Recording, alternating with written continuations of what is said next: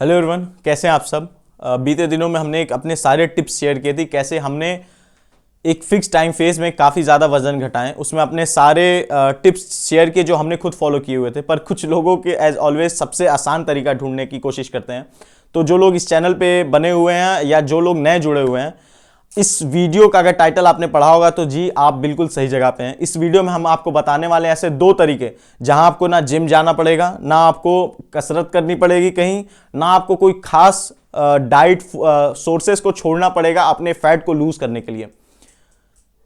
पर वीडियो शुरू करने के पहले मैं बताना चाहता हूं कि अगर आपको कोई भी क्वेरीज हो, फिटनेस रिलेटेड कोई डाउट्स हो, आप बेझिझक कमेंट्स में कमेंट कर सकते हैं। वहां अपने सवाल पूछ सकते हैं या फिर मेरे इंस्टाग्राम अकाउंट पे डीएम कर सकते हैं या वहां पे भी कमेंट कर सकते हैं। मैं जल्द से जल्द आपके क्वेरीज सॉल्व करने की कोशिश करूंगा और आप तक पहुंचने की कोशिश करूंगा। तो आइए वीडियो के साथ आगे बढ़ते हैं। देखिए, दो ऐसे तरीके हैं जहां पे आपको कोई खास ज्यादा मेहनत नहीं करनी पड़ेगी। उसमें सबसे पहला है कि आप अपने बेसल मेटाबॉलिक रेट पे ध्यान दें। देखिए, जितने लोगों को नहीं पता होगा, मैं बताऊं, लोग कह तो देते हैं कि टोटल कैलोरीज जो आपने खर्च किए, पर आपको यह नहीं पता होगा कि एक्सटर्नल टोटल कैलोरीज और इंटरनल कैलोरीज बर्न दो अलग चीजें हैं। जो आप पूरे दिन में कैलोरीज खर्च कर रहे हैं, जो अपनी डाइट क्रिएट करते हैं कि डेफिसिट में रहें, वहां पे दो फैक्टर मायने रखते हैं। एक जो आप वर्कआउट करके या टहल के या दौड़ के जैसे भी खर्च कर रहे हो, इनफैक्ट जैसे मैं बोल रहा हूं ये कैलोरीज ही बर्न हो रही है, तो या तो ऐसे खर्च कर रहा हूं, और एक होती है बेसल मेटाबॉलिक रेट, मतलब आपके हार्ट बीट होने के लिए, आपके ब्लड फ्लो होने के लिए, आप सांस तक लेने के लिए जो इंटरनली कैलोरीज बर्न हो रही है, वो अगर ज्यादा रहे तो आप एक अपनी जो टोटल कैलोरीज बर्न है उसकी लिमिट को पुश कर सकते हैं। और वो कैसे होगा? हायर मेटाबॉलिक रेट से। अब मेटाबॉलिज्म क्या है? मेटाबॉलिज्म एक प्रोसेस है जहां पे आपकी एनर्जी कन्वर्ट होती है कैलोरीज में। जो भी आप खा रहे हैं वो कन्वर्ट होता है। तो अगर मेटाबॉलिक रेट आपका हाई है, मेटाबॉलिज्म हाई है, तो आपको एक एज मिलेगा कि टोटल कैलोरी जो आपकी बॉडी बर्न कर रही है वो ऑलरेडी इतनी ज्यादा होगी कि आप उसमें से डेफिसिट इजिली क्रिएट कर सकते हैं। अब जिसका मेटाबॉलिज्म लो है, सपोज करिए, तो वो 1500 कैलोरीज खर्च कर रहा होगा पर दिन। पर अगर आप आगे वीडियो में बताऊंगा कैसे बढ़ाना है, अगर किसी रीजन से आप अपनी मेटाबॉलिक रेट को अच्छा कर लिए, हेल्दी कर लिए और 2000 तक चले गए, तो आपको 1400 कैलोरीज नहीं खानी पड़ेगी, आप 1900 भी कैलोरीज खाओगे, जो कि पिछले वाले से 500 कैलोरीज ऊपर है, तो भी फैट लूज करोगे कैलोरी डेफिसिट के जरिए। तो मेटाबॉलिज्म कैसे हाई करना? देखिए, मेटाबॉलिज्म हाई करने के 2 4 5 तरीके हैं, जिसमें से सबसे पहला तरीका है स्प्रिंटिंग।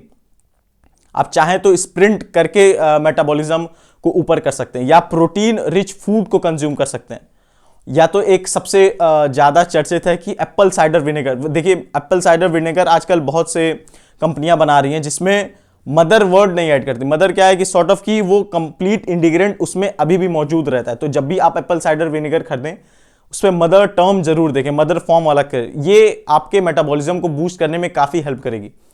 जब आपका मेटाबॉलिज्म एक हायर रेट पे रहेगा तो अपने आप ज्यादा कैलोरीज बर्न करेगा और अपने आप आपकी कैलोरीज डेफिसिट का जो मार्जिन है वो बढ़ जाएगा, और एट द एंड पहले से ज्यादा आप बिना कुछ किए कैलोरीज बर्न कर रहे हो और पतले हो गए। जो दूसरा सबसे आसान तरीका है, जहां आपको कुछ भी नहीं करना ऑलमोस्ट, वह है कि अपनी डाइट मील और स्नैकिंग को दबा दें। इसका मतलब क्या है? इसका मतलब यह है कि अगर आप दिन भर में 5 से 6 बार खाना खा रहे हैं, या खाना खा रहे हैं 3 ही बार, पर कभी चाय पी रहे हैं, कभी जूस पी रहे हैं, कभी शरबत पी रहे हैं, तो इसे रोक दीजिए। आपको आइसक्रीम खाना है, खाइए। आपको कोक पीना है, पीजिए। ये अनहेल्दी है, ये तो मैं पहले ही बता दे रहा हूं, आपको फायदा करने वाला नहीं। पर अगर आपसे नहीं छूट रहा है तो आप करिए। पर आप अपने मेन डाइट, सपोज आप अगर ब्रेकफास्ट कर रहे हैं, तो ब्रेकफास्ट के टाइम ही जो चीज आपको खानी है वो खा लीजिए। पर आपको टोटल डाइट मील 2 ही लेनी है। और अगर आप आगे जाके भी अपने बॉडी पे डिफरेंसेस आने के बाद भी वर्कआउट या कोई करना नहीं वाले, तो एक डाइट मील पर डे पे शिफ्ट करिए। इससे क्या होगा? देखिए, इससे यह होगा कि आपका बॉडी इंसुलिन रेजिस्टेंस से नीचे आने लगेगी। एक आप चाहे ना चाहे आपकी बॉडी इंटरमीडिएट फास्टिंग स्टेट में एंटर करेगी, जहां पे आपका इंसुलिन लेवल हमेशा नीचे रहेगा। और ज्यादातर लोग जो ये वीडियो देख रहे हैं उनकी बॉडी ऑलमोस्ट इंसुलिन रेजिस्टेंस पे होगी। 80% लोगों की बॉडी इंसुलिन रेजिस्टेंस पे होगी। जहां पे आप प्रोटीन खा लेंगे तो वो भी आपको नहीं मिलने वाले उसके फायदे, वर्कआउट करेंगे तो वो भी उतना इंपैक्ट नहीं आएगा। मतलब इंसुलिन रेजिस्टेंस के नुकसान अगर मैं बताऊं तो हजारों हैं। बस इतना डायरेक्टली आप ये समझिए। तो सबसे पहले आपकी बॉडी उससे उतरने लगेगी और इंसुलिन लेवल भी नीचे जाने लगेगा।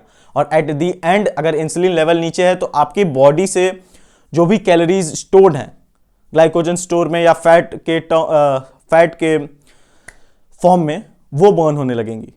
तो आपको कुछ नहीं करना है, आपको कुछ भी खाना है, बस अपने मेन डाइट मील के अंदर ही खाएं। अगर आपको लग रहा है कि आपको सपोज सुबह आप कुछ भी खा रहे हैं, सपोज पिज्जा ही खा रहे हैं, as the worst case morning breakfast में 9 बजे पिज्जा ही खा रहे हैं, तो उसी पिज्जा के टाइम में चॉकलेट भी खा लीजिए, आइसक्रीम भी खा लीजिए, कोक भी खा लीजिए, वही आधे घंटे 20 मिनट 25 मिनट के अंदर सब खा लीजिए। फिर उसके बाद स्नैकिंग ना करिए। फिर आखिरी जब भी मील खानी हो वो 5 बजे खाएं शाम को या 9 बजे खाएं शाम को, उसके बीच आपको कुछ नहीं खाना है।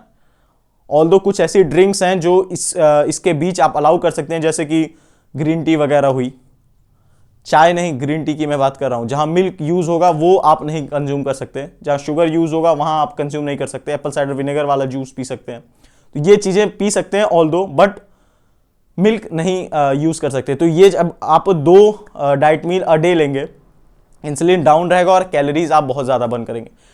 तो मैं आपको यही सजेस्ट करूंगा कि अगर आपको ना जिम जाना है ना कुछ एक्स्ट्रा करना है, पर स्टिल बॉडी फैट लूज करना और बॉडी फैट से ज्यादा एक हेल्दी स्टेट ऑफ बॉडी में जाना है, आपको हेल्दी माइंड में जाना है, तो ये 2 चीजें फॉलो करिए, ये आपको श्योर शॉर्ट रिजल्ट देने वाली हैं। और अगर ये वीडियो आपको पसंद आई हो और तो इस वीडियो को लाइक जरूर करिएगा और अपने ऐसे दोस्तों में या परिवार में भेजिए जिन्हें इस वीडियो की सख्त जरूरत है। Thank you.